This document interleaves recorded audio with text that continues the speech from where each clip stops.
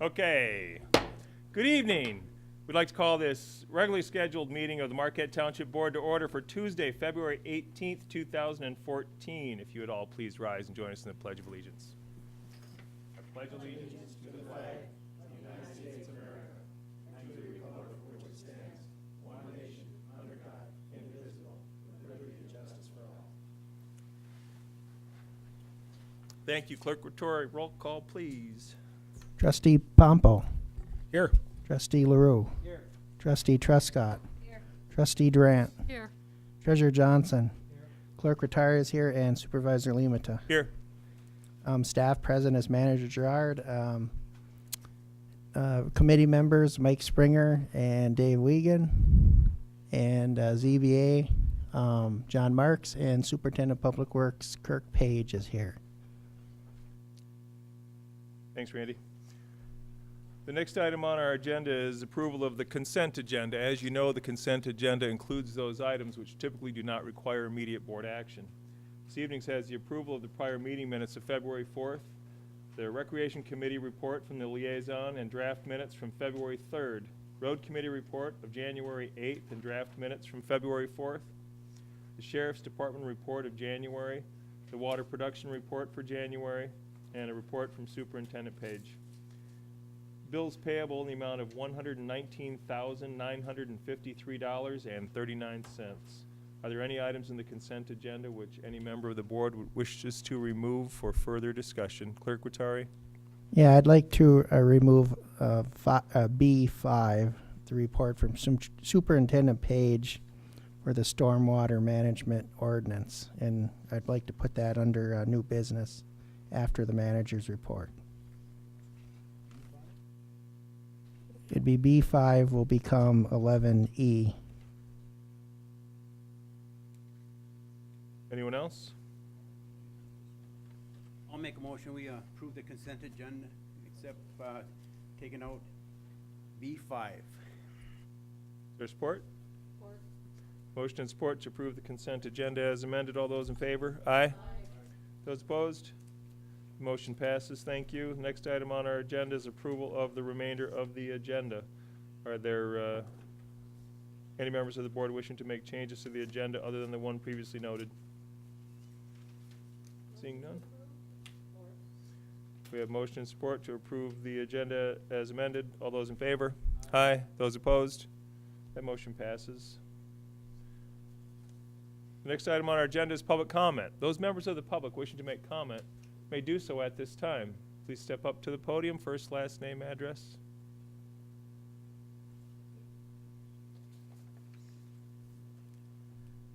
Good evening, board members. Jim Clark, manager, Cornerstone Development.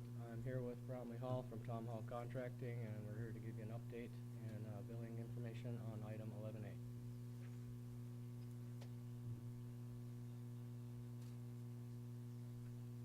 Thanks, Jim. Anyone else? Seeing none, I will close public comment, move to board member comment. Those members of the board wishing to make comment may do so at this time. Clerk Rattari. As I will inform the residents tonight, we do have the wired microphone system in.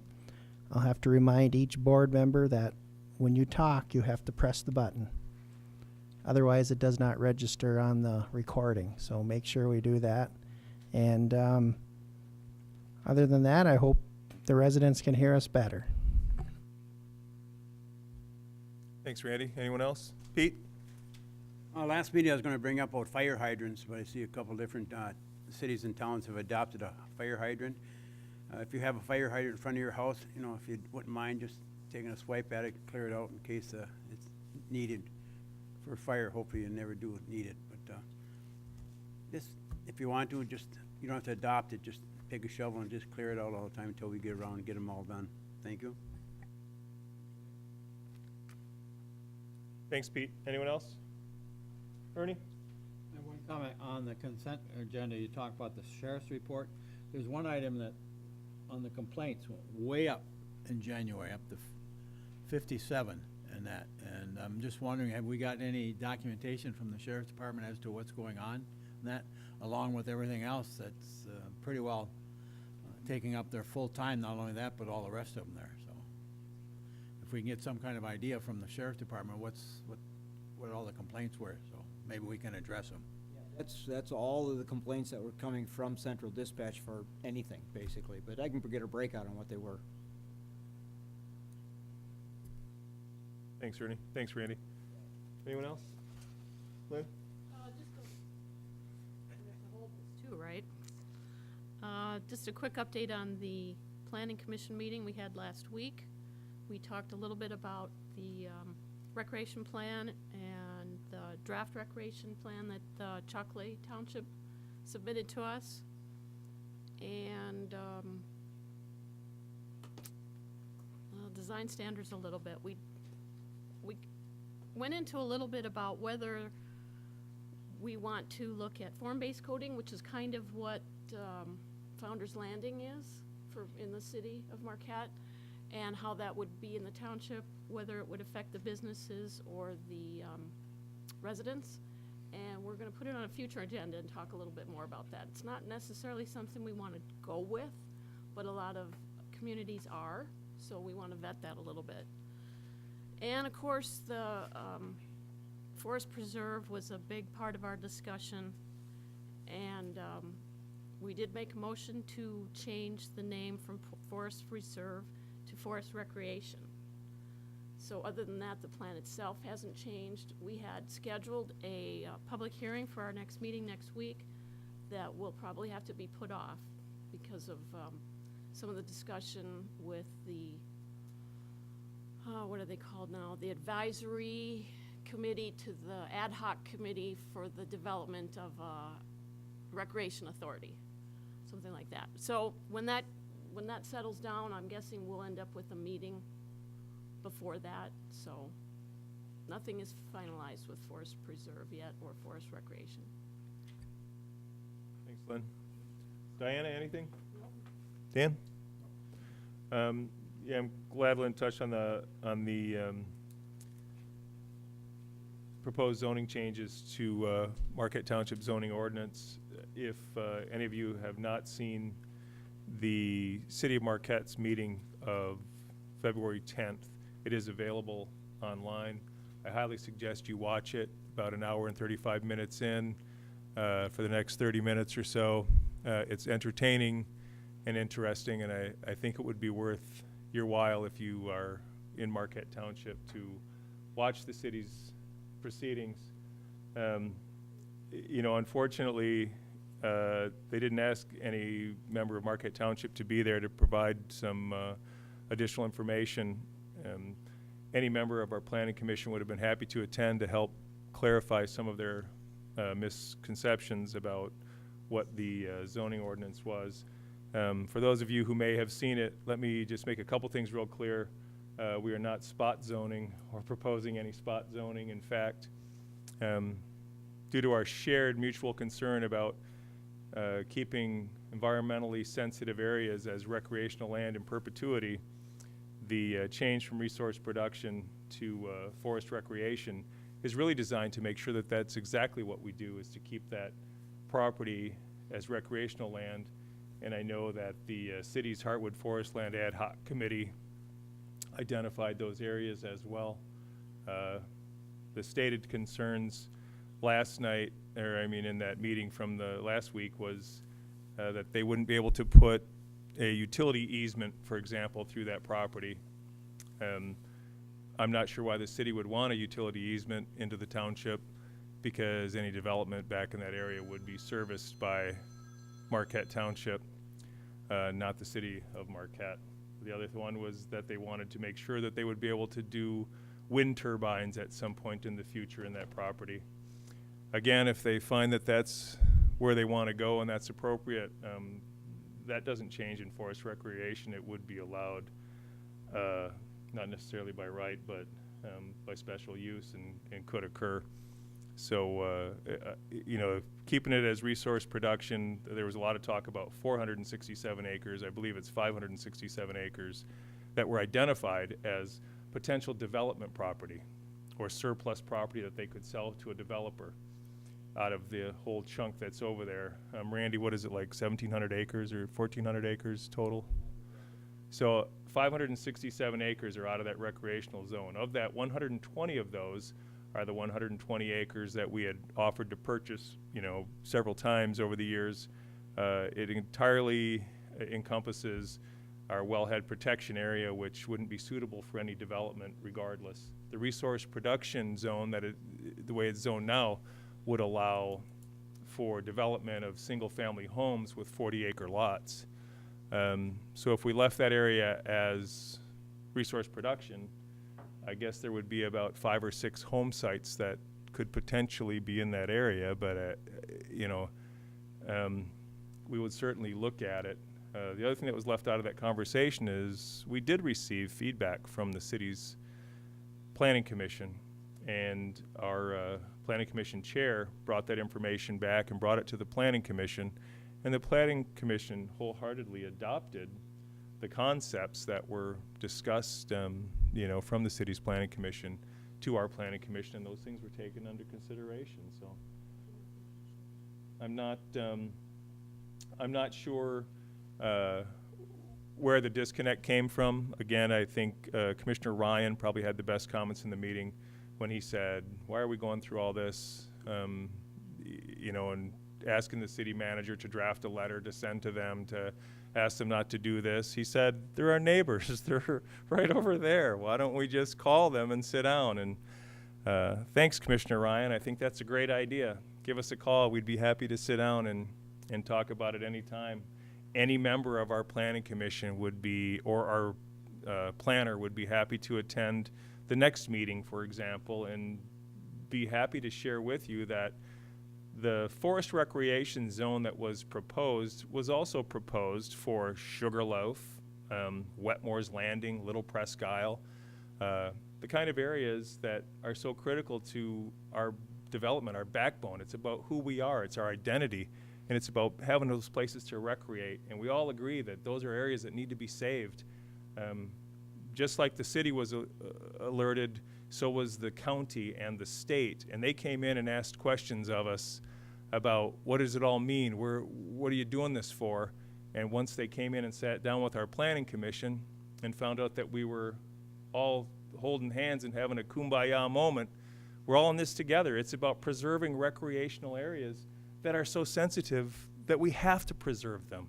We share the same goals, as the city does, I believe, in those recreational areas. I just think that some misinformation and a miscommunication could have been cleared up very easily, and we will be happy to attend any further discussions that they may have and provide that direction that would probably be able to clear this whole thing up, and they wouldn't have to have their attorney research it to see if we can indeed zone property within our borders. We can, but we'll see. We'll see where it goes from here. Randy? If I may, just a couple of comments. If anybody does wish to go to YouTube to watch that program, the recording of the City Commission meeting, you can scroll basically on the bottom. You can scroll forward, so it's at about 1.35, I believe it is, into the meeting, and lasts till just over 2 hours. So it's about roughly a half an hour. Certainly worth watching. In addition, just a comment, and I think Supervisor Lehman hit on it, but I just want to clarify it. This isn't something we're doing on our own. This is part of our regular planning process. The city was noticed. They were given an opportunity to participate. In fact, they did participate. Their planning commission did review the plan and responded with comments back to our planning commission that were built into the plan. So I was a little taken aback at their surprise of what was going on and their apparent representation of us as doing something sneaky. I mean, it's not like we went off and bought property in the middle of the night like some other entities do. This was above board. It was certainly done in public hearings. We had a number of meetings. The Planning Commission met on it way back when I was supporting the Planning Commission before we hired our current planner. We were talking about this zoning district and what it meant to preserving the recreational opportunities that was held out as the reason that this property was purchased in the first place. It was to preserve it into perpetuity, to ensure that it was never developed. That's why the city bought it. That was their stated purpose. That's why the residents of the city are paying $1 million to pay for it. So, at any event, I just wanted to make sure that, that was clearly understood. Thanks, Randy. So if there's nothing else, we'll close board member comment, and we'll move on. There's no public hearing this evening. That shouldn't be on the agenda. There is no forum discussion. Randy, number 10, privilege comment you added to the agenda, and I'm not privy to what it's for. Well, it was actually a request from the Iron Ore Heritage folks to come and recognize Trustee Durant for her service to the Iron Ore Heritage Committee, and we advised them that it was on the agenda, and I don't see them here. Okay. We will. I think we can probably notify them and have them maybe next meeting come, hopefully. I will. I'll follow up with them. Basically, there apparently was some miscommunication in terms of what was happening. They requested it to be on this meeting, and we approved that. So I will get back in touch with them, and we'll hopefully see them at the next meeting. However, you certainly have our undying gratitude for your service on the Iron Ore Heritage Rec Authority. We'll move on to new business. Item number 11A. Consider the progress billing number 15 for the Public Works building. We do have Representative Jim Clark here from Cornerstone Development, as well as Bromley Hall from Hall Contracting. You also have in your packet the transmittal from Cornerstone dated February 13th with the details for the progress billing payment, the amount of $140,409.35. Mr. Hall.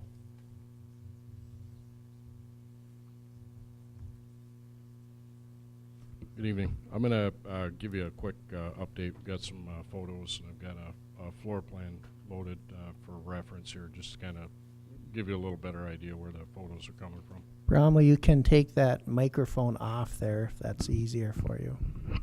Okay. Jim's gonna follow up. Like I said, I'll give you just a brief update here real quick. Just half a dozen photos or so. I know none of, well, I would guess most of you haven't been through the building just because we've got a lot of rough work going on yet. You know, we're still keying on that schedule of the 27th to pour the concrete. We're still not all the way through the frost. We're about 2 feet down in most places. Wouldn't expect that it got too much further than that because we didn't have a whole lot of traffic over the top of it. But we've made some pretty good headway with it in the last couple of weeks. So we'll see what happens. But as of today, we were scheduled to start the underground piping, supply lines and waste lines for the floor drains and whatnot, sewer lines. So obviously we didn't hit that today, but we're still hanging on the edge, and we're hopeful, and we'll definitely keep you updated as we get through that. So what I'll do is I'll kind of go through some of these photos, and like I said, I'll reference back to the floor plan to show you kind of where we're at. Obviously not the best photos here. This right here is the existing northwest corner of the existing building. This is all new addition, new siding. It's completely closed in. The roof we were able to get that on as of a few days after that last update meeting that we had, which was kind of the hold up to the whole thing at that point. So we've got that behind us. This is just a shot from the backside near the towers, looking into the building. Just got some temporary enclosures up there in the door openings. This photo right here, I'm going to reference back to the floor plan real quick to kind of show you where this is at. This line right here is everything on this side is new addition beyond here. The photo that I'm showing you is basically taken from here, looking back into the new area.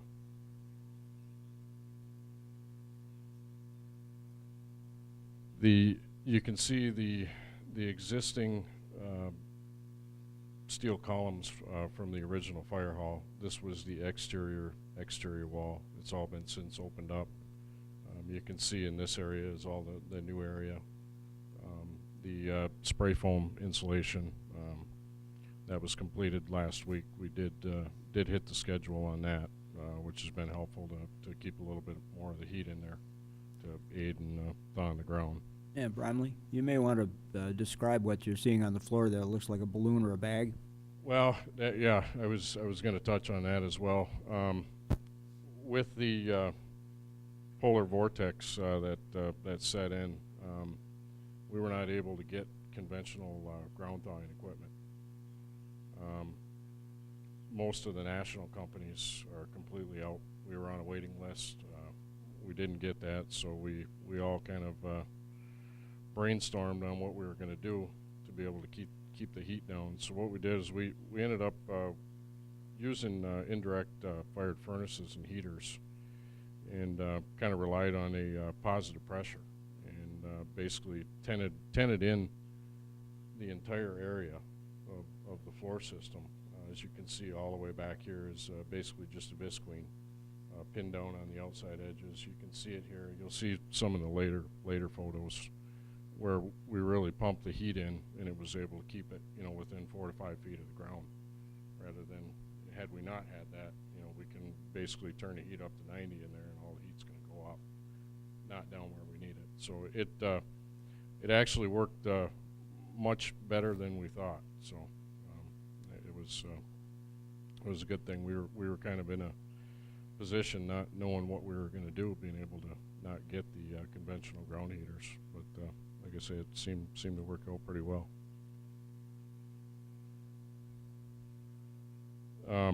This photo here is pretty much in the same spot, just kind of looking straight back into the area. Again, this is the existing wall line, the original steel columns, the addition steel columns. A lot of what you can see is the difference in the roof system. You can see the shiny material up here, which is the insulation, is the existing structure. This area where you can see the bar joist and the metal deck is all new addition. But again, you can see the visqueen cover that essentially is creating a dome over the unthawed ground at this point.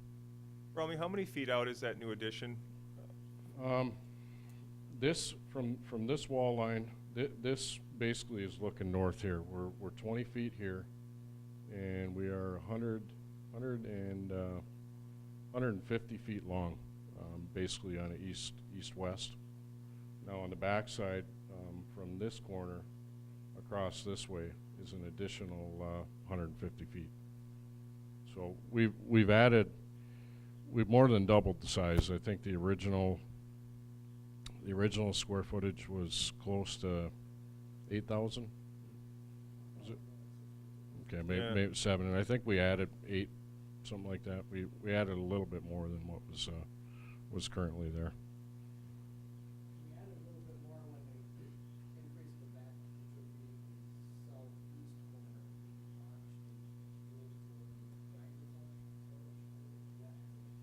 Yeah, and that's this photo. I'm going to reference back to the floor plan to kind of show you where this photo is. Right here is the existing hose tower. So the original wall line, the original building when it was fire hall basically came back to here. The rock ledge is on this side. This is the hose tower. So we've opened up. This is all existing building. The photo that I'm going to show you is basically taken from this point off to the left. You can see the remnants of the hose tower. Basically, your view is going all the way through here. The garage door that you'll see is right there.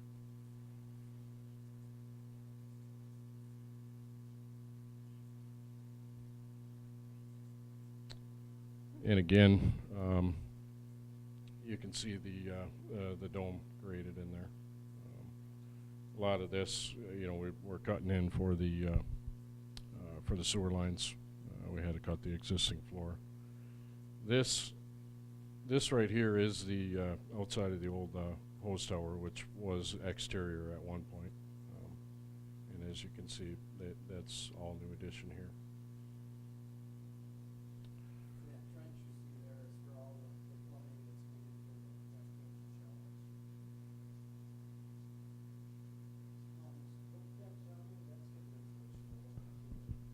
No, the insulation, it's a little bit different system than the first system was pre-engineered metal building where the insulation is under the roof deck.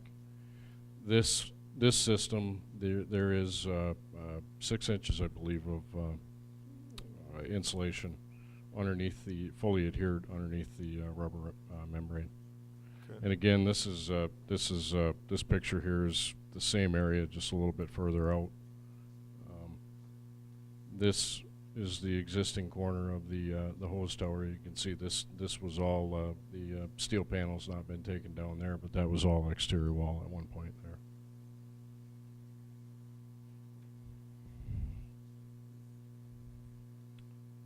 I believe that is it. So, like I said, just to kind of run you through a little bit where we're at on the schedule.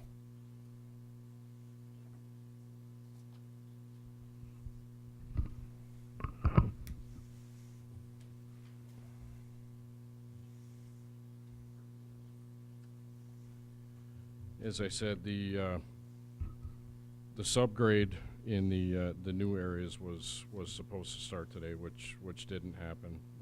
You know, we're hopeful that that'll happen soon, but you know, it's anybody's guess really how much is thought, you know, how much frost is down there.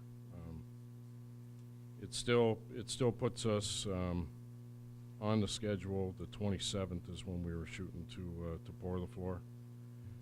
Probably a tall order at this point, but you know, if we're mostly through that the frozen ground, I wouldn't expect that it would throw us off that far. Still in line to start all the exterior masonry, which that is starting next week. I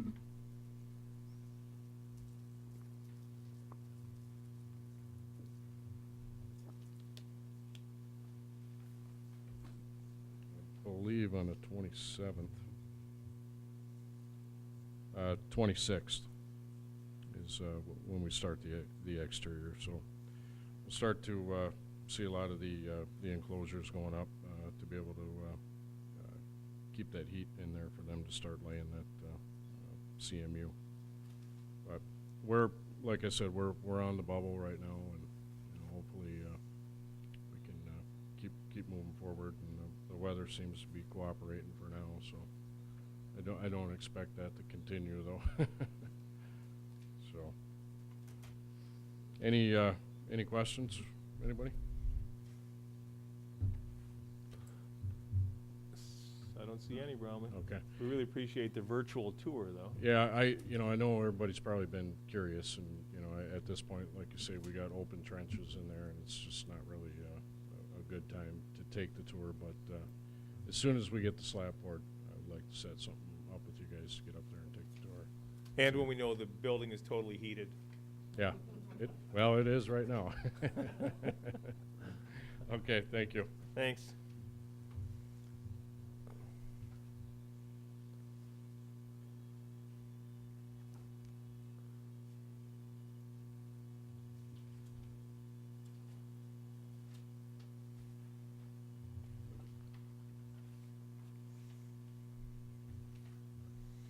Well, thank you, board members.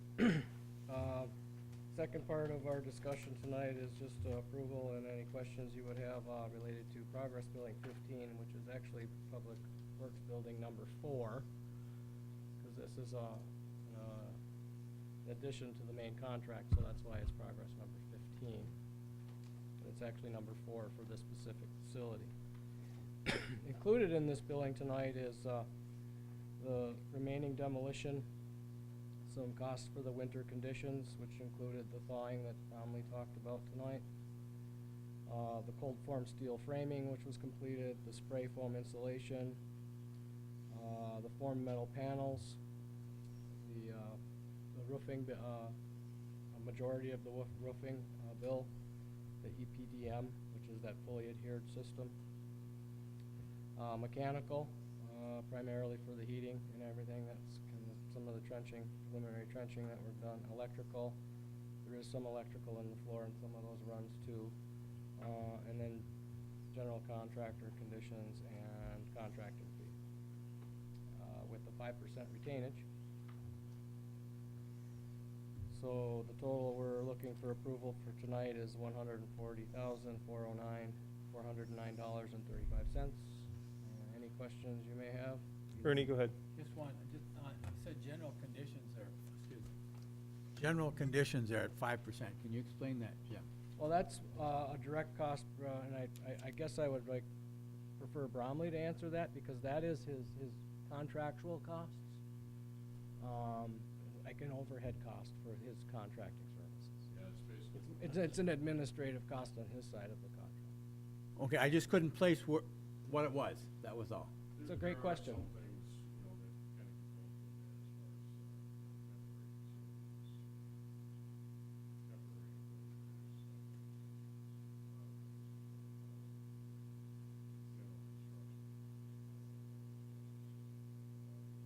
Yeah, miscellaneous overhead conditions are included in that definition.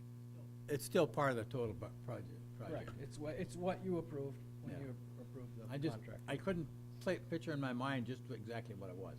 Okay. It's one of the department categories in your breakdown, and that actually was broken down on what you originally approved as well. Anyone else? Seeing none, I would entertain a motion to approve payment. So moved. Motion and support to approve progress billing number 15 or 4, depending on how you look at it, in the amount not to exceed $140,409.35. Any other board comment? Seeing none, all those in favor? Aye. Those opposed? That motion passes. Thank you. Thanks, gentlemen. Bromley, seriously, thank you for that virtual tour, because I know it means a lot to all of us. I mean, we got a project going on, and we're spending a lot of money, and you have no idea what's going on outside the outside facade, right? we talked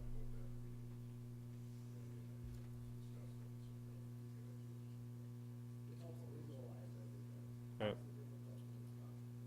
that. And who came up with the creative solution for the thaw? Nice work, man. I was standing on the edge of a cliff and I had to do something. I mean, it looked like it was perfect. I mean, it was ingenious, right? Yeah, it really is working a lot. Pumping heat under it, and it just held it down in. It's actually a little more efficient because you're not moving equipment around. The only thing you have to make sure is underneath that tarp that it stays moist, because the moisture is what transfers the heat down into the soil. Oh, okay. It's the mechanism that allows the heat to transfer into the soil. We've got to have a conductor. It's a medium. If you dry the top surface off, you put as much heat as you want over the top of it, but it won't conduct. Okay. Interesting. And so there's been a lot of talk about frost levels down like 80 inches. I mean, do you have any clue realistically like what we were dealing with? You know, I don't think, you know, those areas where they've got 8 inches, where there's been a lot of traffic over the top of them, where it just gets pounded, what they call drifting out. This area, we have minimal equipment in there. Steel erectors put in there, some of their lifts, their high lifts is really good, so I don't expect too much more than what was been done on this. Cool. Thank you. Superintendent Page, you are in the audience, and these guys are here talking about your building. You have any questions for them or comments for Bromley or Jim while we're here? I don't have any questions other than great job. Actually, this is my favorite part of the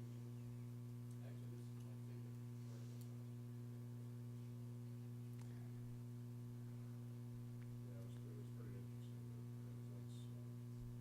Once we were able to open that up, it's exciting to see that space just double in a matter of days. Oh,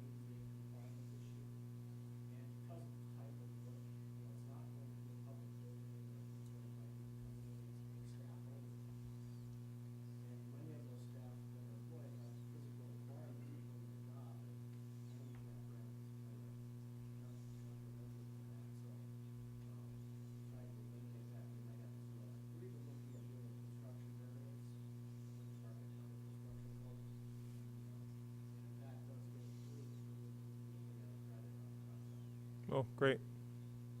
Thanks, gentlemen. Pete?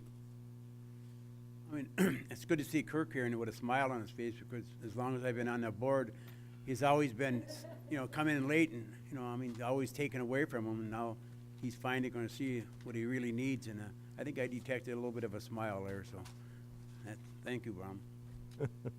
Thanks, guys. Next item on our agenda is 11B, consider budget amendment 2014-01. Clerk Rattari. Well, first budget amendment of 2014, and it's -01.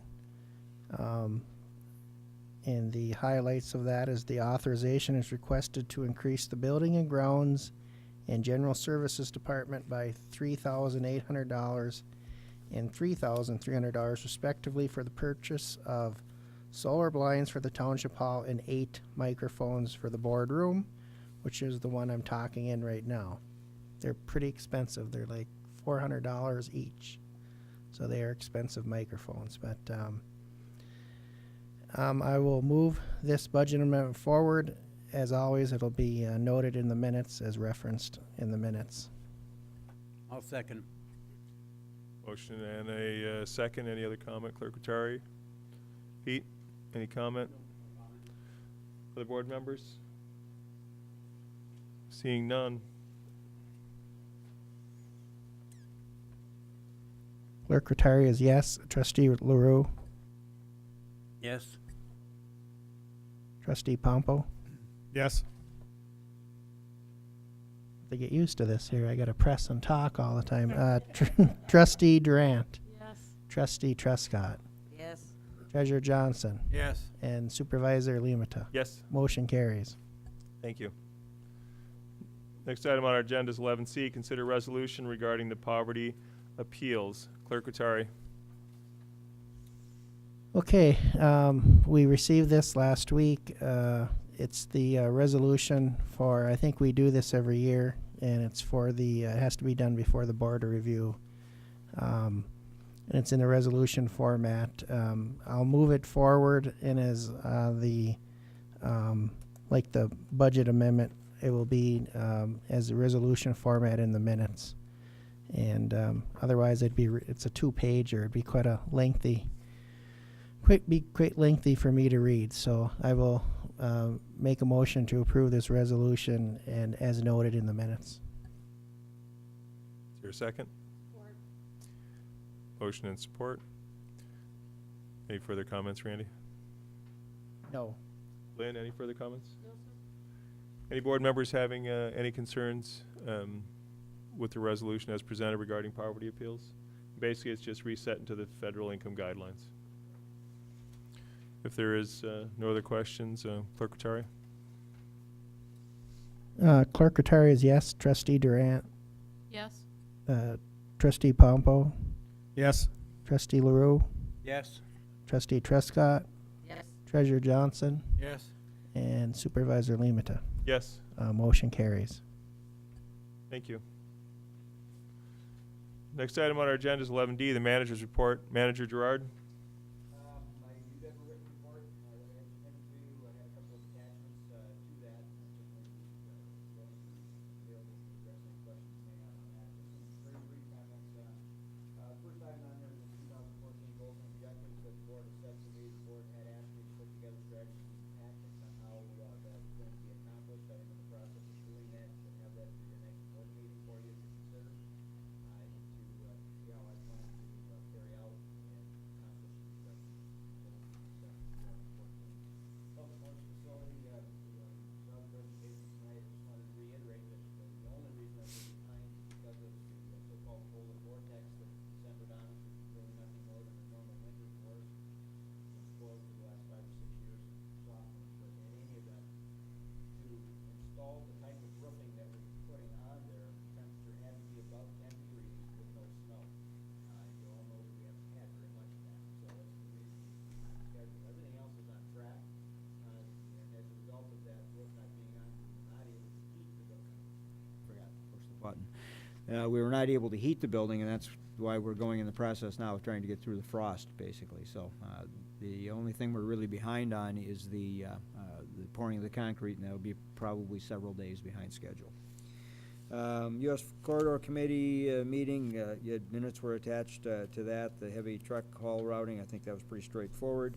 Township lighting, I am working with the road committee and well, primarily the road committee, dealing with a recommendation that they have coming to the board probably at your next meeting for some lighting along Wright Street in the area of North Star Academy.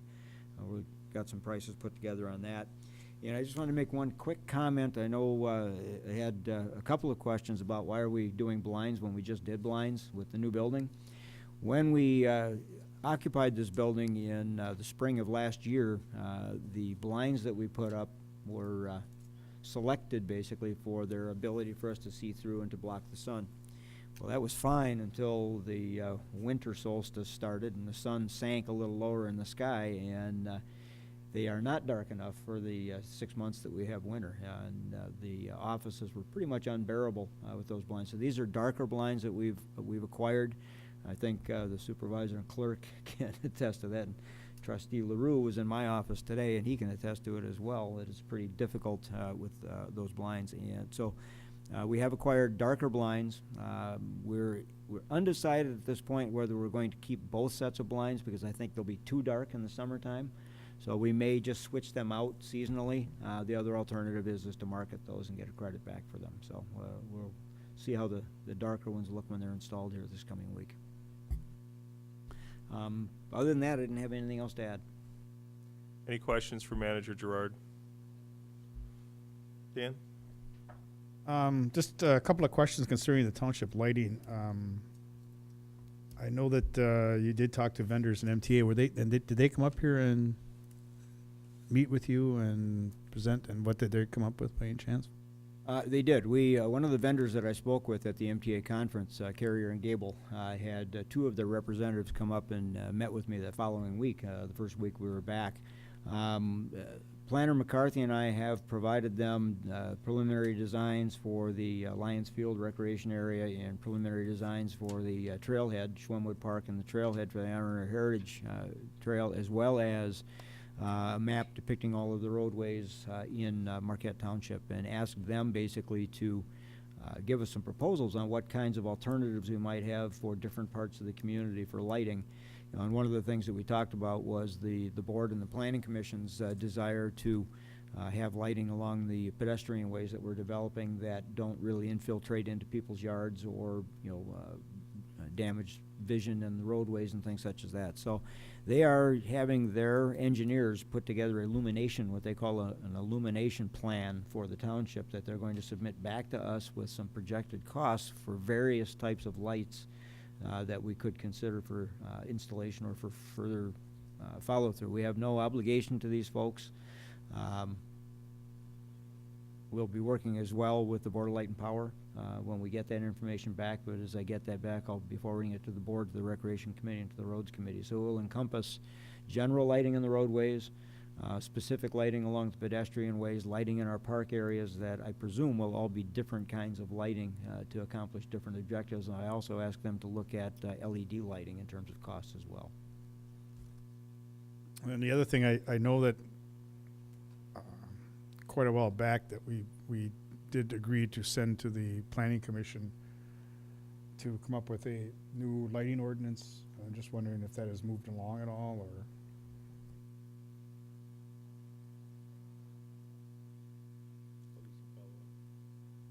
And I think the Road Committee and the Recreation Committee are both talking about lighting, so they're both subcommittees of the Planning Commission, so that might be how the Planning Commission is.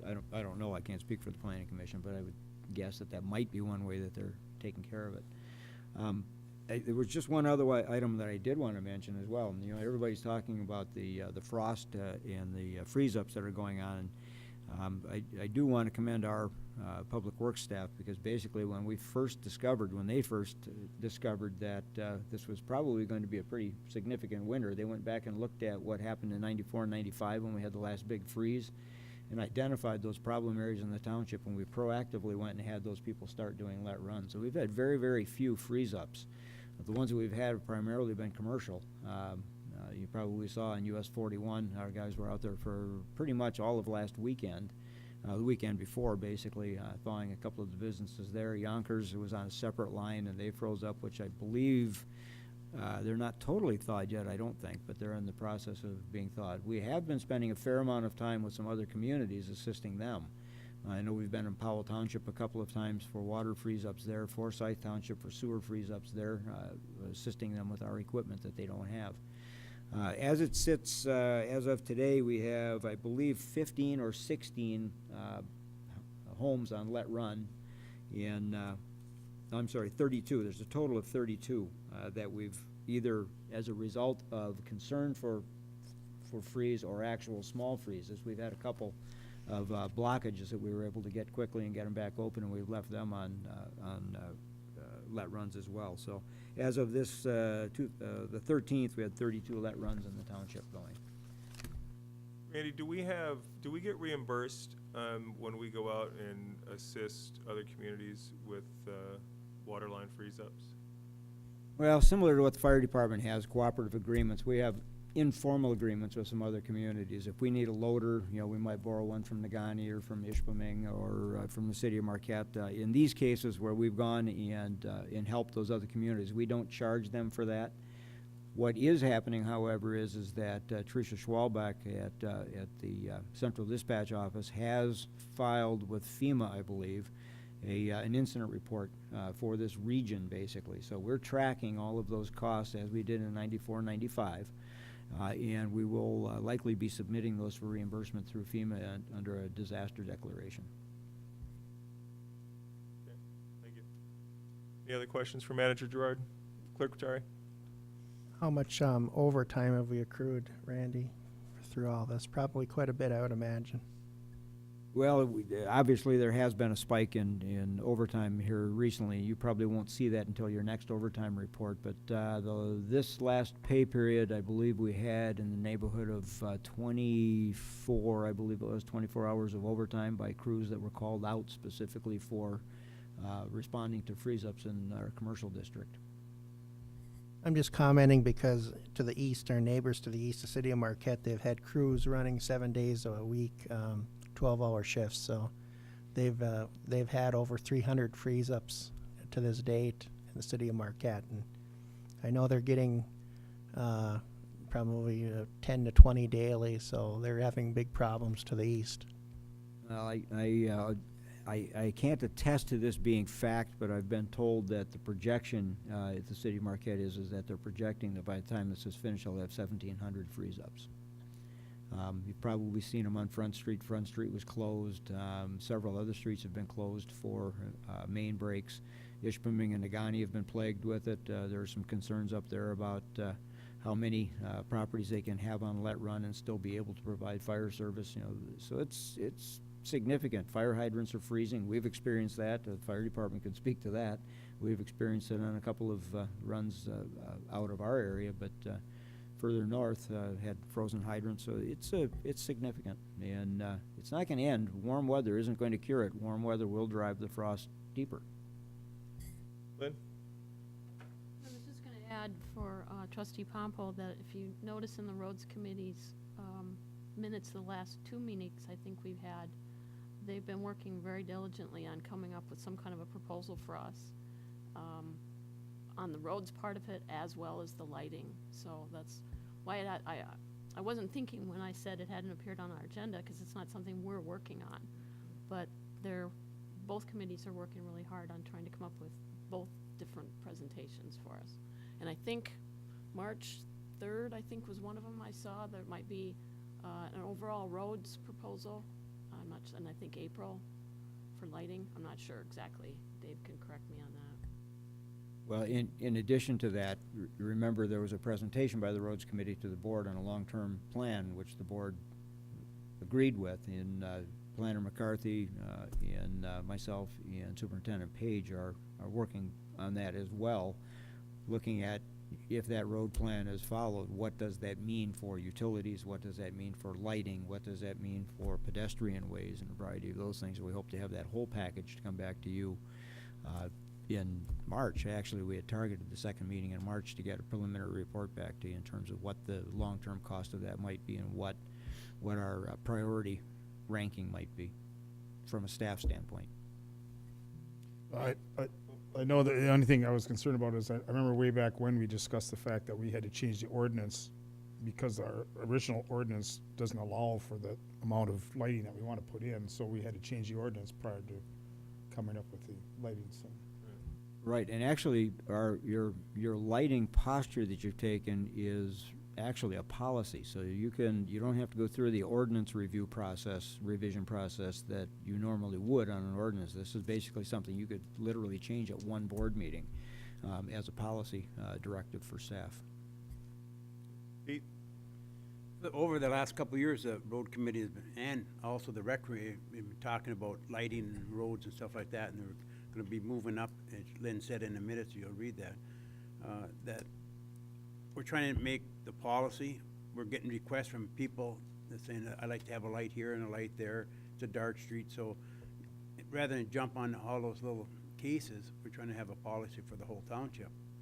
And we're taking in consideration complete streets, north-south roads, bus routes and stuff like that. So when you come up with it, when you get it, it'll be a policy that we can, right? It's not just take care of one thing at a time, because right now we're working over by the school, complete streets, north and south and stuff like that. So it's coming, but it's a big plan, and we'll see what happens with it when it comes to the board. Just to kind of put things in perspective, I just called it up here on the computer, and during the very beginning of the growth spurt that we're seeing now, the policy was revised in November of '99, June of 2000, and July of 2001. It hasn't been revised since. Ernie? A couple of, when we're talking about freeze up, do we have anything with the sewer lines freezing up? Excuse me, I better push the button. If we had any problem with sewer lines freezing up, because that seems to be a comment that they're looking at now. Kirk, did you want to comment on that at all? I'm not aware of any freeze-ups on our sewer lines. I will make one comment right now to folks, they're not going to see this unless they watch it later tonight on YouTube, but in the TV6 News earlier today online, there was an article about freeze-ups, particularly sewer freeze-ups. And at the end of that article, there was a comment made by one of the people they were interviewing that suggested that one of the ways that homeowners could protect themselves from sewer freeze-ups was to put sidewalk ice melt in their sewers. That is not recommended.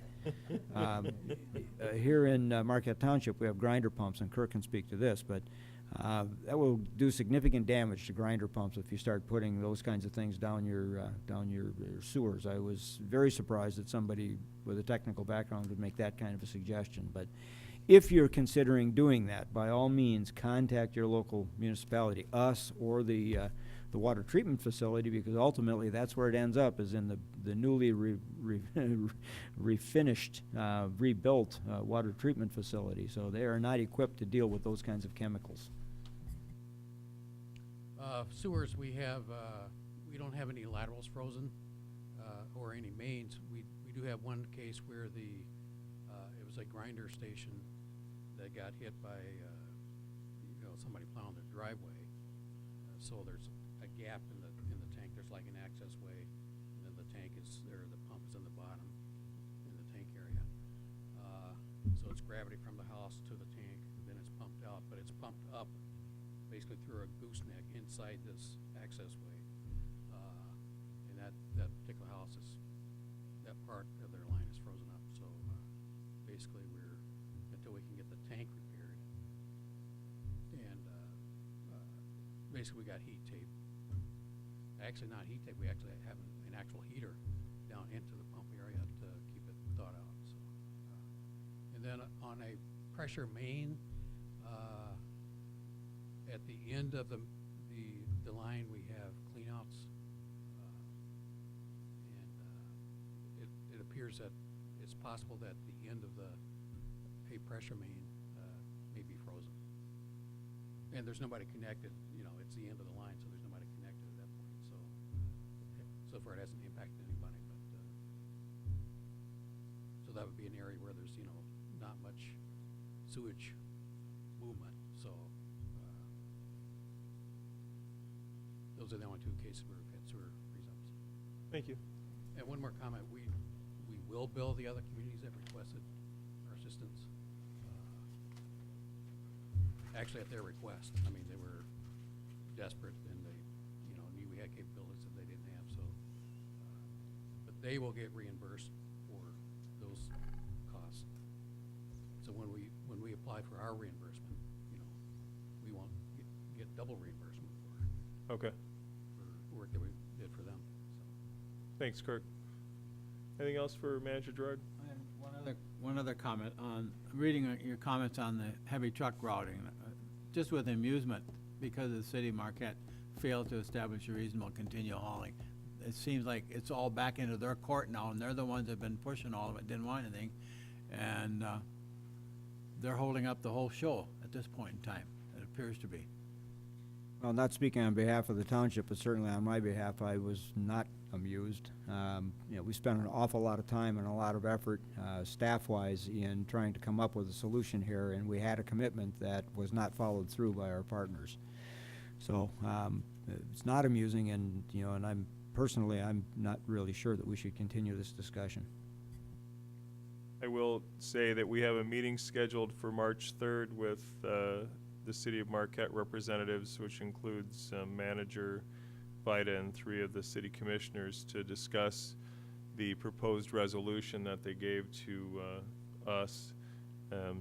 We're also going to include Negaunee Township and I believe Powell Township into it, along with the city. And what they were requesting is that we would basically pass a resolution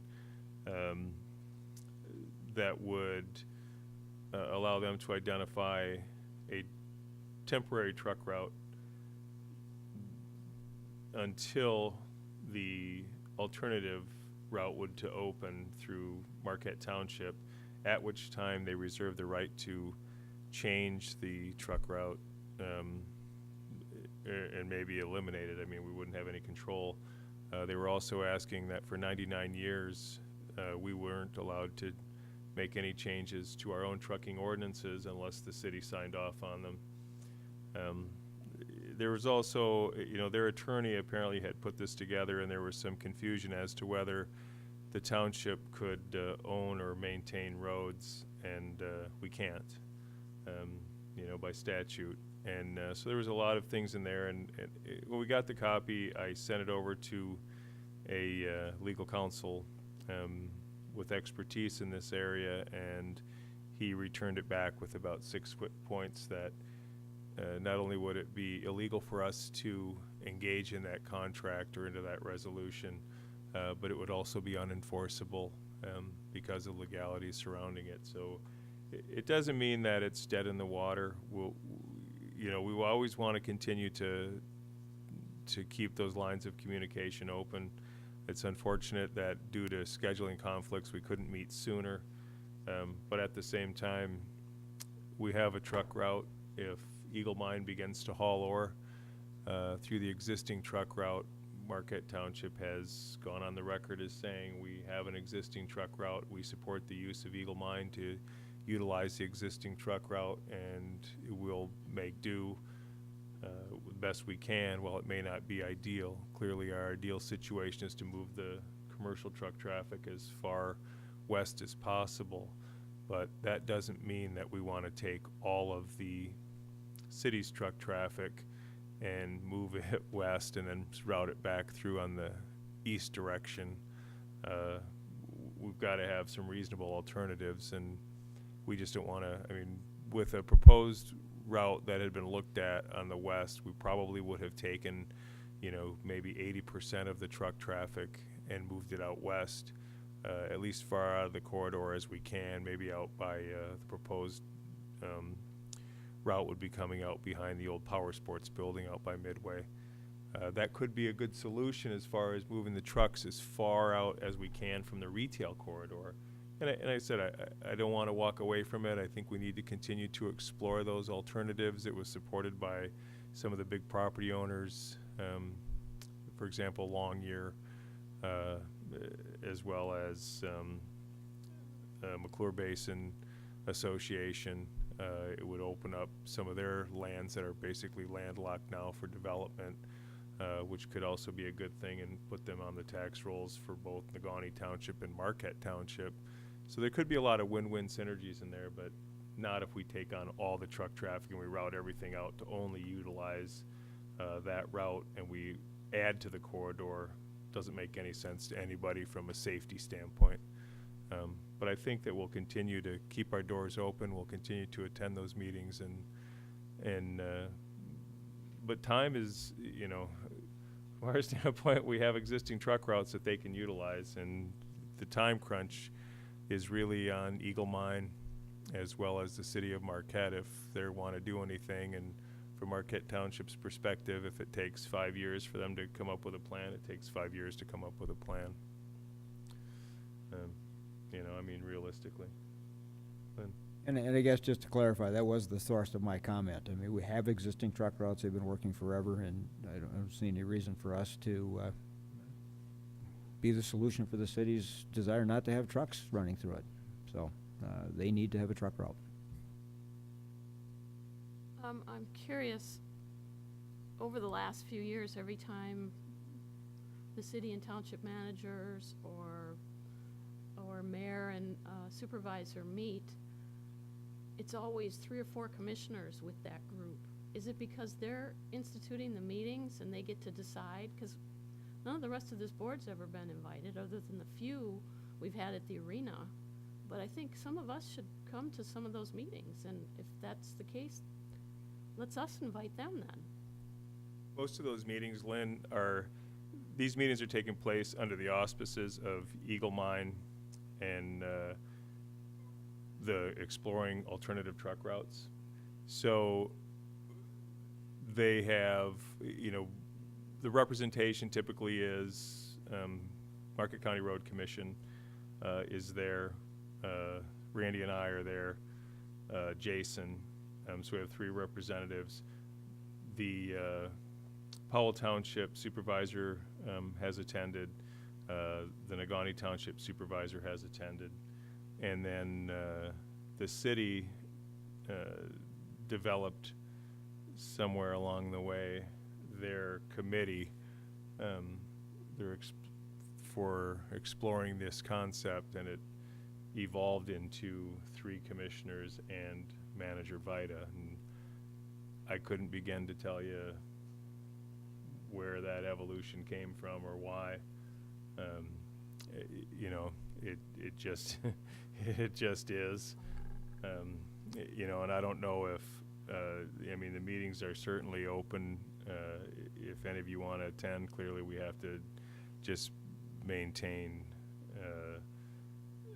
that we know who's coming so that we don't have a quorum in attendance. But if you're interested in attending, you certainly can feel free to attend the meeting.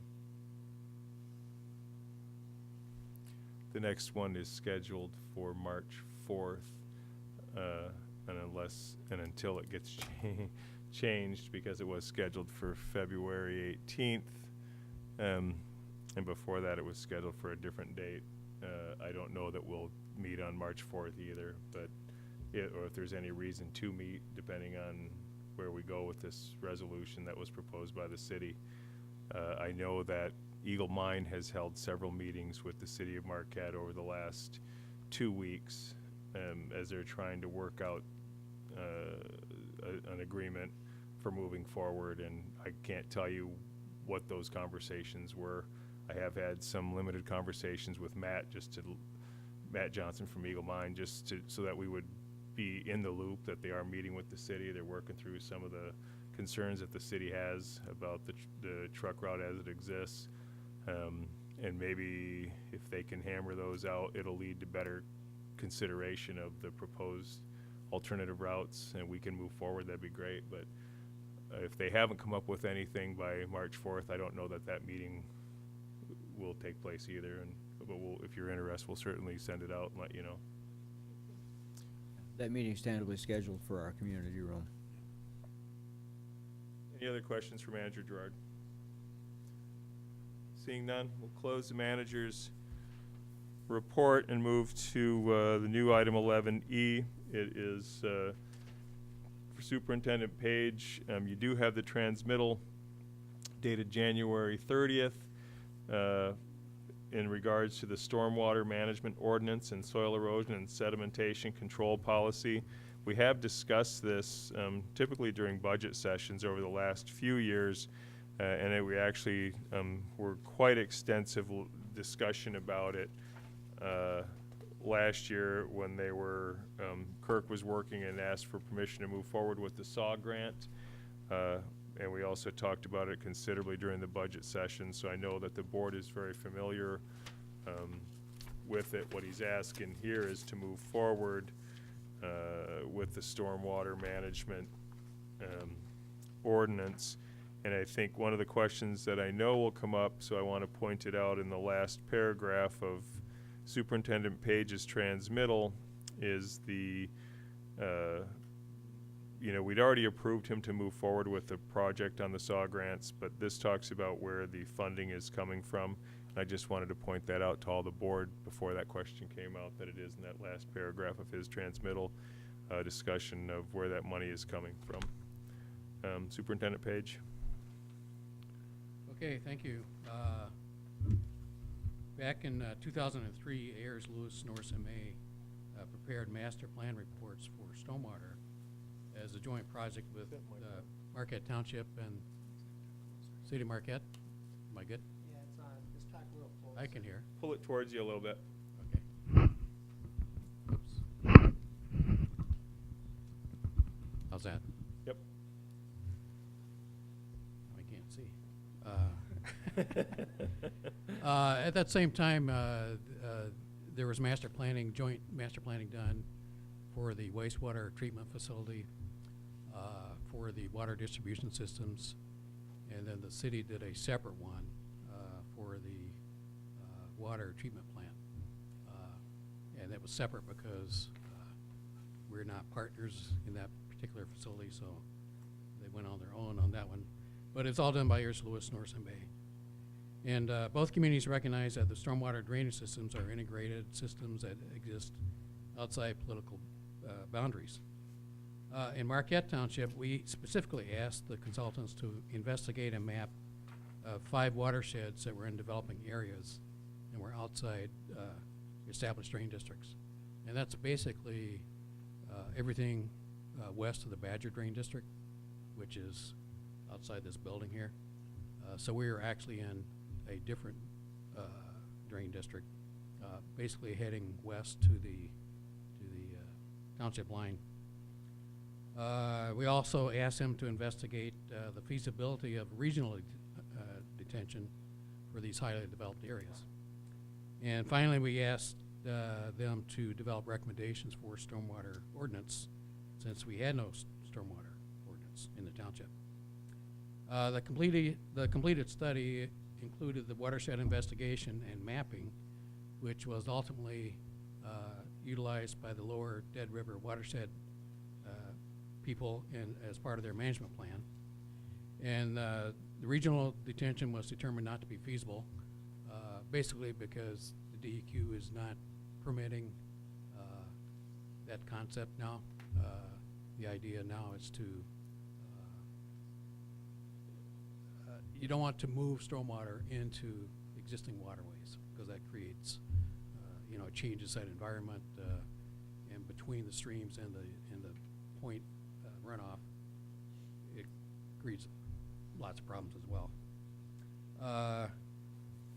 And as part of that study, they examined several existing ordinances, and the city, for their part, went ahead and established a stormwater utility. And we decided, over time, I've kind of gotten away from that stormwater utility concept.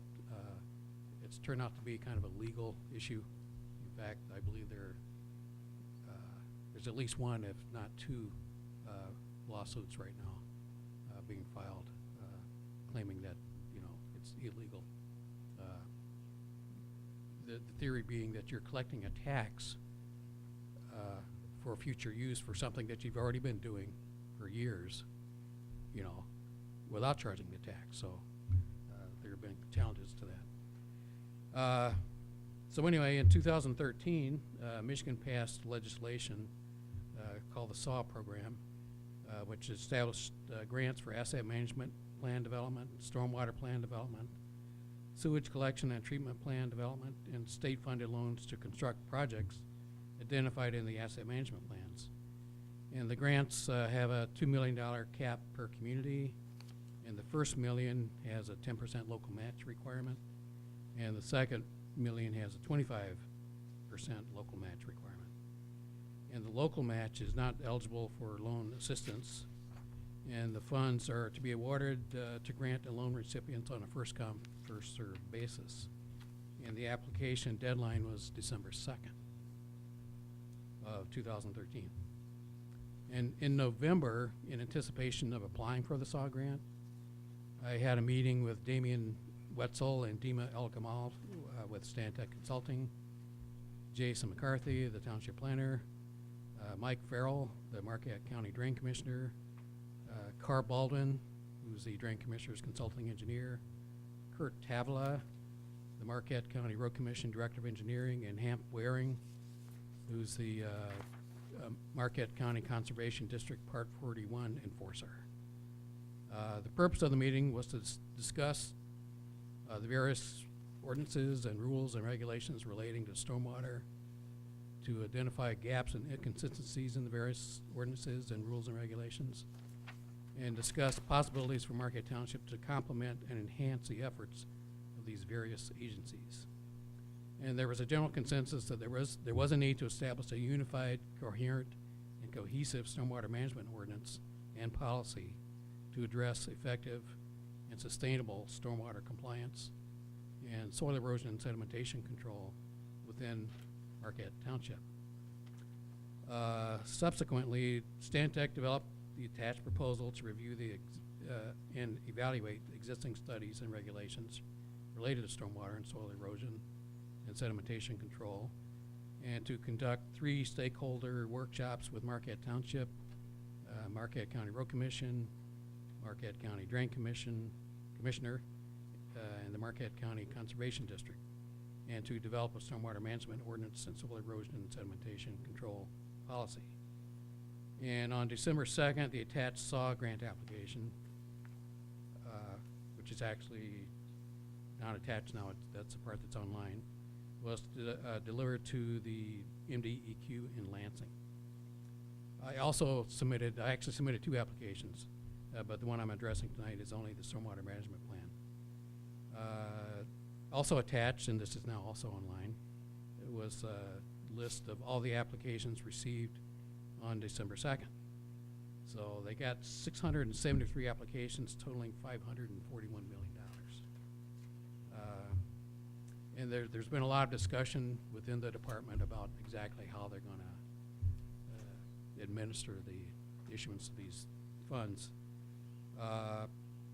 But according to their guidelines, the awards are going to be issued quarterly based upon the data an application is administratively complete until all the funding is exhausted. And because a large number of applications were received, they've decided to go with a lottery process. Now, they haven't determined exactly what their process is going to be, so that's supposedly going to be developed in February, but as of today, they haven't divulged what that's going to be. So I recommend the acceptance of the attached Stantec proposal, which was part of the application, by the way, to provide the outline services on a time and material basis for a not-to-exceed fee of $26,000. This project has been pre-funded by the Stormwater Fund, which was originally developed to provide funding for the planning and implementation of environmental initiatives related to stormwater. And the Stormwater Fund currently has a balance of $75,000. And if we win the lottery, we'll be reimbursed $23,400 from the MDEQ SAW funds. So again, this is something that's basically been budgeted since 2003. We've had all the local county agencies involved in stormwater and soil erosion basically concur and have agreed to cooperate in the development of this ordinance. The main problem is, everybody has their own rules and regulations, and everybody's trying to do the best they can, you know, to fully discharge their responsibilities. But the problem is you know, there's no connection, no direct connection between all these various agencies. So, and then once something is constructed, you know, the process is somebody is building a development. They come in, they submit a site plan for approval by the township. The township sends it out to all these agencies for their sign off. So either they sign off or they don't. So if it gets approved, then, you know, it gets built. Maybe it gets built per the approved plan, maybe it doesn't. But in any case, once it's built, end of story. So what we're proposing is to, first of all, tie all these rules together. Our intent is not to take over the whole stormwater issue in the county, but we would be the main point of contact. So they would actually, a developer would have to get a permit to construct a stormwater drainage system. And it would comply with everyone's requirements. And as part of that application process, they would also be required to develop a maintenance plan for their on-site facilities, and also an easement, okay, which both of those would have to be approved by the township as part of the application process, the permitting process. And that would give us the right to follow up in years after to make sure that it is being maintained. So, again, you got the proposal, which is not too lengthy, but basically addresses the scope of services, but it also addresses, you know, the background and why we need this. And again, all these other agencies were totally on board with moving forward with this as well. Questions for Kirk? Lynn, go ahead. Push your button.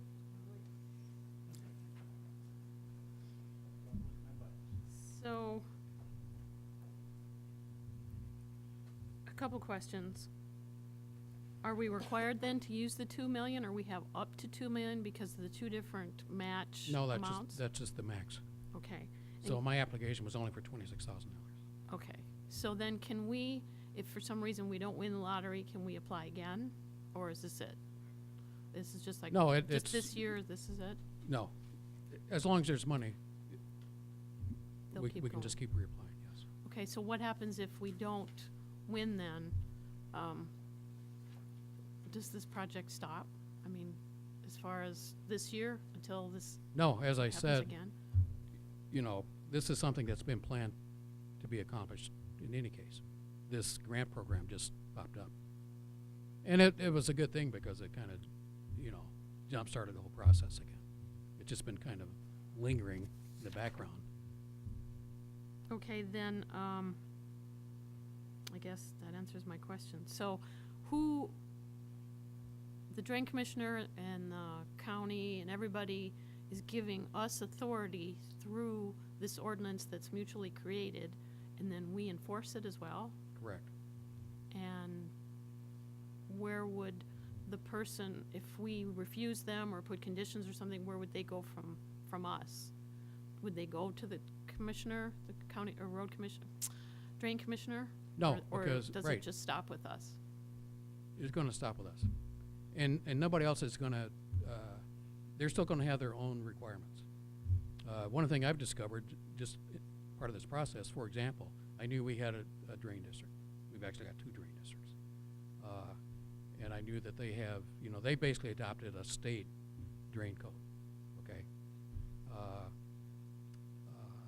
And I knew the soil erosion people, which is actually, that's a county position, but it's been actually funded through the conservation district, through a grant program. And actually that person just recently retired, and I just heard actually that he got hired as a regular employee of Marquette County, so I've got to track him down. But and that again is based on a state law, okay?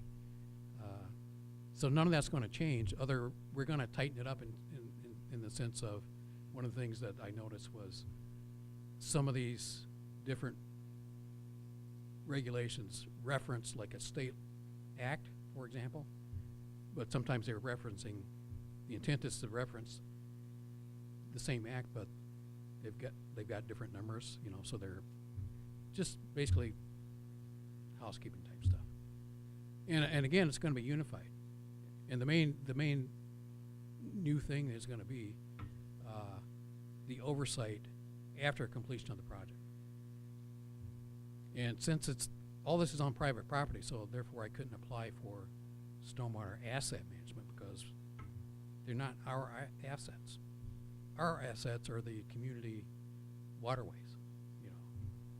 But another thing I discovered was the County Road Commission has actually done some studies that they paid for, looking at drainage and its impact on roadways. And they actually do not allow any stormwater to be discharged into a county right-of-way. So obviously sometimes they do grant that. In fact, our new facility on Vanderboom, we actually got permission. We're going to retain the water on site, stormwater on site, but obviously there are going to be certain times, you know, certain events where the basin is going to overflow. Okay, so the overflow is going to be connected to an existing county drain, which we have gotten a permit to do that. But in general, that's, you know, the modern theory of stormwater, it's management of stormwater. So again, you don't want to discharge. It's different from wastewater where you're discharging it to a treatment plant. The idea is not to discharge it. So retaining as much as you can. If you do have to discharge it, you know, it has to be controlled. So, and the thing is, it's controlled by so many different agencies that, like I said, it's the aftermath of the project that's really of concern. So if something goes haywire, right now there's nothing anybody can do. Other questions for Kirk? Ernie? Reading all through this and looking at some of the things that they're going to do, the first question I have is, you're talking $26,000. No, that's over the $20,000 that we have to go out on bids on something like this. This has to go out on bids if we're gonna spend $26,000 unless the board takes the necessary steps to, actually mitigate that portion of it, of our ordinance and that. So we're over $20,000, so we have to go out on bids as it's downstairs and that. That's one item. Next item, you have a contract here that we're gonna have to sign. Has our attorney looked at that? And if so, do we have any written documentation from him in that? Because I have a number of things within this so-called document that they presented that I take exception with in that. Because if you're paying for something and they're gonna retain ownership of all the documentations and everything like that, I don't agree with that at all. If we're paying for something, it becomes our property, not their property in that. You're talking about documents, they retain the property and the copyright of the documents. As far as I'm concerned, no, if we're paying for it, it becomes our documents, our copyright, everything else. We're paying for them to do the job for us. And they present it to us, and it's us to do with it what we want in that. So those are some of the things in there, so. I have problems if we haven't gone to our attorney.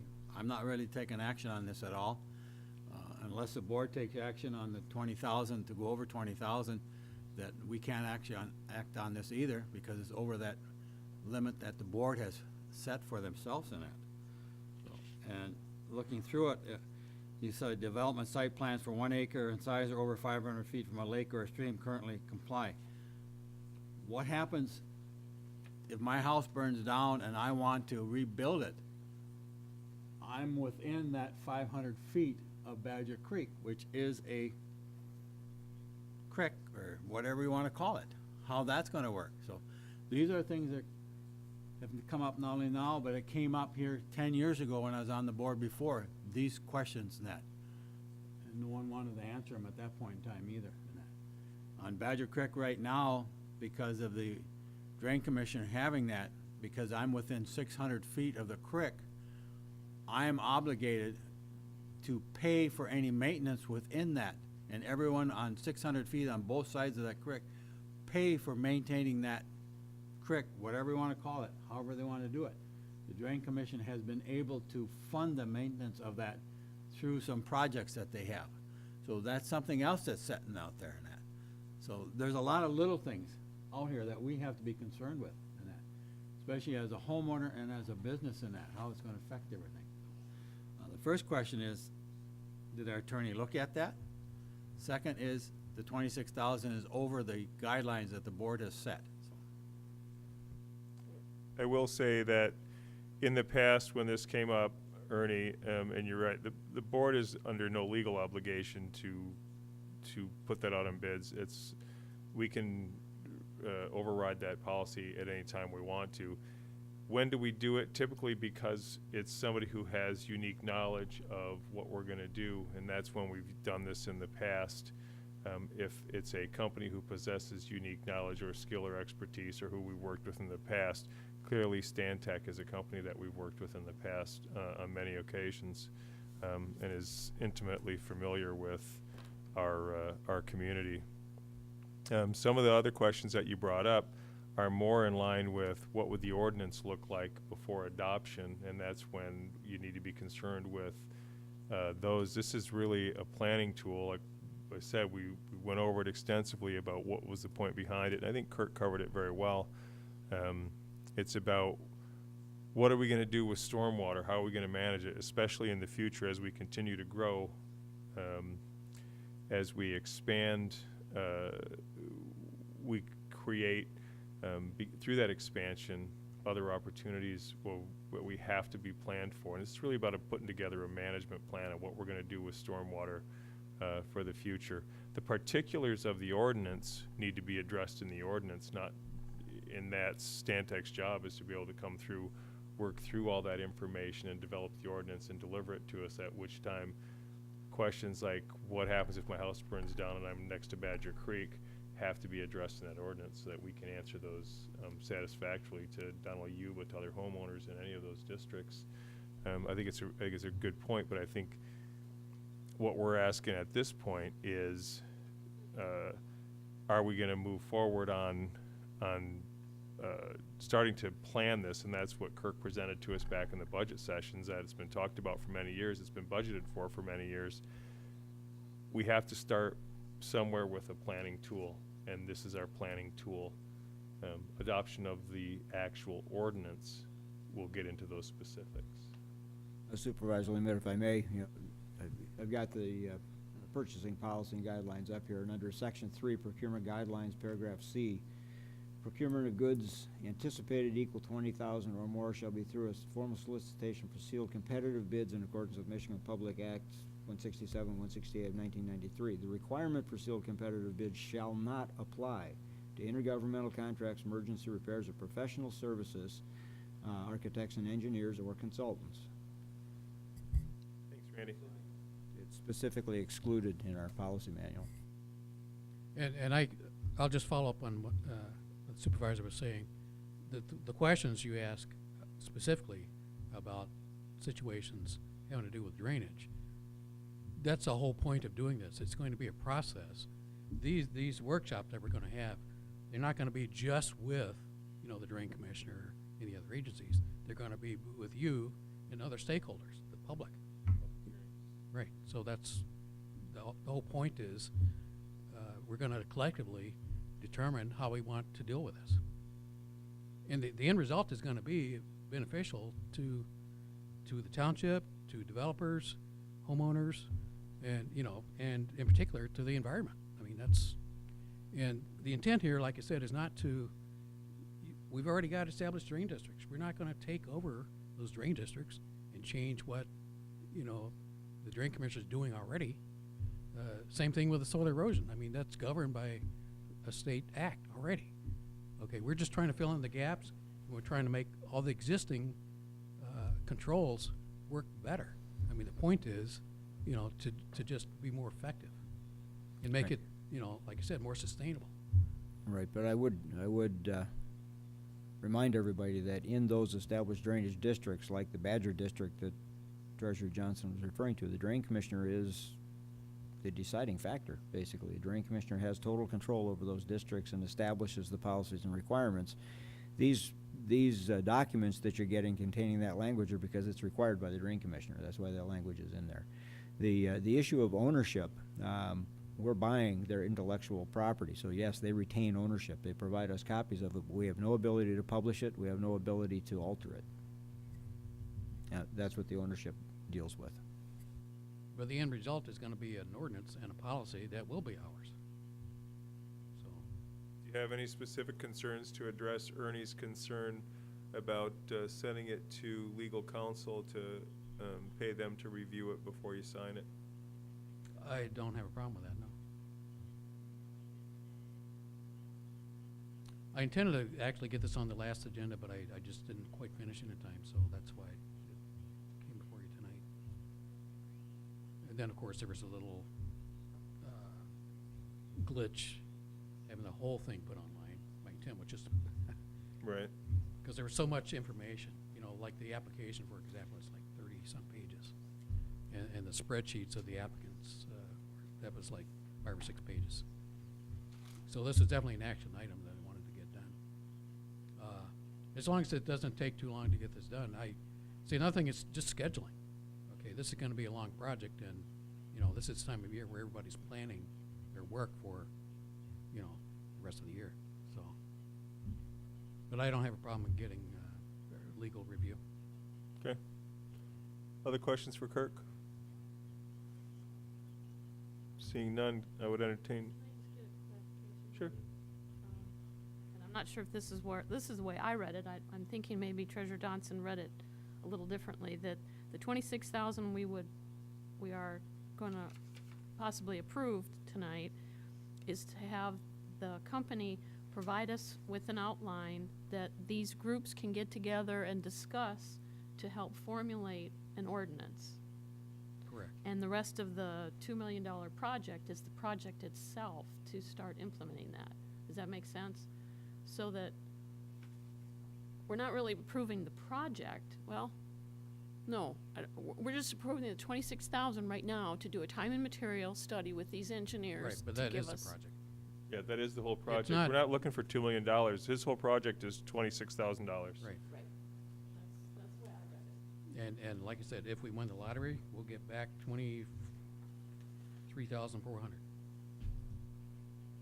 If we don't, it's 26,000 out of 75,000 that we already have. Pete? Is it that much things that we don't feel that we're comfortable with, that we have to get an attorney to look at it? I'm comfortable, but, you know, Well, that's up to you. It's what's the board's comfort level. I mean, Ernie clearly wants to have legal counsel review the contract. Kirk doesn't have a problem, nor does Randy, if we want to spend the money to have legal counsel review the contract before we execute it. I mean, that's the board's pleasure. I don't suspect that it would take long for the review. This is a standard contract that we've had previously with Stantec for other projects, so I don't suspect that it would take long to review it. I don't believe so either. Anything else? I would entertain a motion then to approve moving forward with the not to exceed fee of $26,000 for the outline services pending satisfactory review of legal counsel.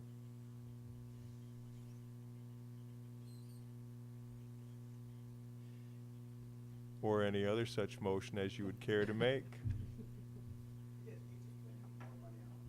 I just hate to spend more money on attorneys. I mean, if this is pretty much a cut and dried thing, we've then done business with them before, and I just, Then make an alternative motion, Pete. I'll make a motion, we approve the $26,000 as presented here. We have motion and support. Pete, other comments? Lynn, other comments? No, I'm good. I feel comfortable with not having to do any legal background. Clerk Rattari? Who does the motion maker want to execute the agreement? Kirk or the superintendent or the clerk or?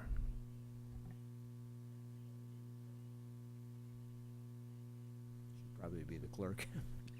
Pete, are you okay with that as a motion maker? I am. And Lynn, you're okay with that revision? Yes, sir. Any other comment?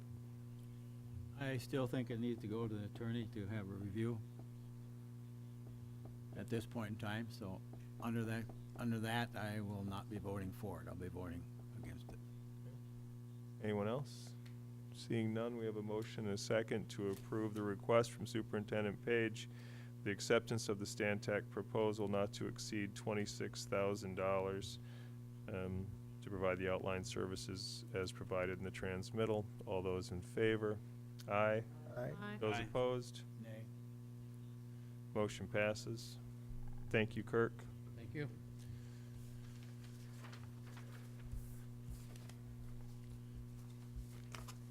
The next item on our agenda is public comment. Those members of the public wishing to address this board may do so at this time.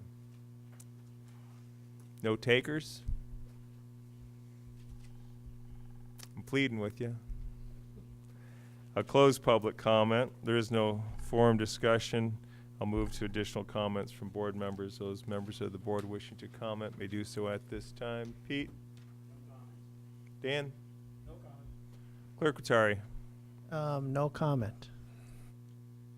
Lynn? No, thanks. Diana? No comment. Come on. Ernie? I have a couple of comments. Thank God. In the paper in the last couple of weeks, and I forgot to bring it in, the retirement things for the city of Marquette, Ishpeming, and Agani, the Mercer, where they have problems with that. And the question I have in reading through that, we are part of that. Are we having, would we have anything in the future that's going to affect us like that? I'm not speaking to you now as a member of the MERS board, which I am, but what you're seeing being reflected is the lack of forethought on the part of those community governing bodies in funding what they agreed to. And that's what's happening. It's not that there's any issue with the retirement system or anything else, but basically what it amounted to is when benefits were cheap, they were negotiated into labor contracts rather than wage increases, and there was not any tracking going on of what was happening with those costs as the cost of the benefits were increasing and the budget amounts were not put in place. The state, you're seeing that all over the state. It's very common. You know, you can see how it happens, particularly at the county level and at township levels, where the entire board could turn over. There aren't staggered terms. The entire boards could turn over at any given time, so you don't have that continuity from board to board to board to understand what the history has been. That's been the drawback with that. One board would make commitments and plan to fund those commitments into the future. The next board coming in didn't have that history, didn't fund it, or didn't fund it appropriately. So those are things you're seeing all over, and that's why the state government is looking at options for bonding and a variety of other things to be able to bring funding back into place to cover those. And situations like the city of Detroit, where they're talking about cutting retiree benefits for people that left, isn't very popular, as you could imagine. So that's what you're seeing. The most recent article that came out in the Mining Journal, I think 2 or 3 days ago, dealing with the city of Ishpeming, I did forward that down to our director, the MERS director, who will be responding to that publicly as well. But basically that's what's happening. They are facing very serious issues. We are not. When we switched from a 401 plan to a defined benefit, a MERS plan, we rolled over all of the assets from that 401 plan that the employees had paid into it. We're at about 86% funding right now. Will we be, when you say 86, or with whatever it is, the other 14%, are we liable for that at all? That is future liability. Now, what you have to understand is that what happened with most municipalities is back under the Engler administration, there was a very large push to go towards defined contribution retirement plans as opposed to defined benefit. Well, what happened is those communities that traditionally had defined benefit plans made that change for all new hires which means that they now do not have any new hires contributing to that defined benefit plan, which is a basic premise of those kinds of plans.